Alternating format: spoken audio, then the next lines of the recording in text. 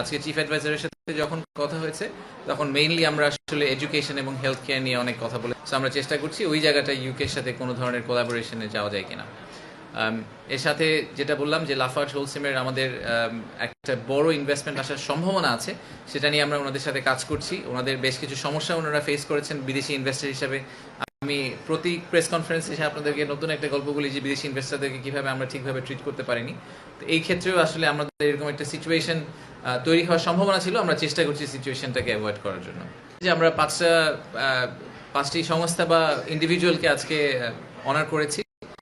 তার মধ্যে 4টি সংস্থা যারা প্রাইজ পেয়েছেন বিনিয়োগ উন্নয়ন কর্তৃপক্ষ থেকে। এটা আমরা প্রথমবারের মতো করলাম। আমরা একটা এক্সেলেন্স ইন ইনভেস্টমেন্ট অ্যাওয়ার্ড যেটা দেওয়া শুরু করলাম। আমরা চেষ্টা করবো এটা প্রতি বছর কন্টিনিউ করার জন্য।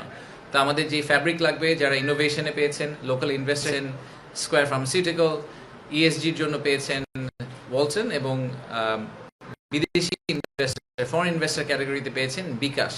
এটা বাংলাদেশি কোম্পানি, তাহলে ফরেন ইনভেস্টর ক্যাটাগরিতে কেন পেলেন? তাদেরকে আমাদের ফরেন ইনভেস্টর ক্যাটাগরির যে ক্রাইটেরিয়াটা ছিল সেটা হচ্ছে যে মেজরিটি শেয়ার হোল্ডিং যদি বিদেশি হয়, 50%-এর বেশি শেয়ার হোল্ডিং যদি বিদেশি হয়, তাদেরকে আমরা একটা ফরেন ইনভেস্টর কোম্পানি বলছি।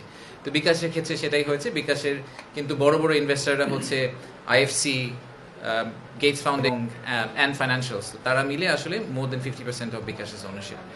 তো আর ফাইনালি আমরা আজকে কিহাক সংকে বাংলাদেশে অনারারি সিটিজেনশিপ ঘোষণা করেছি।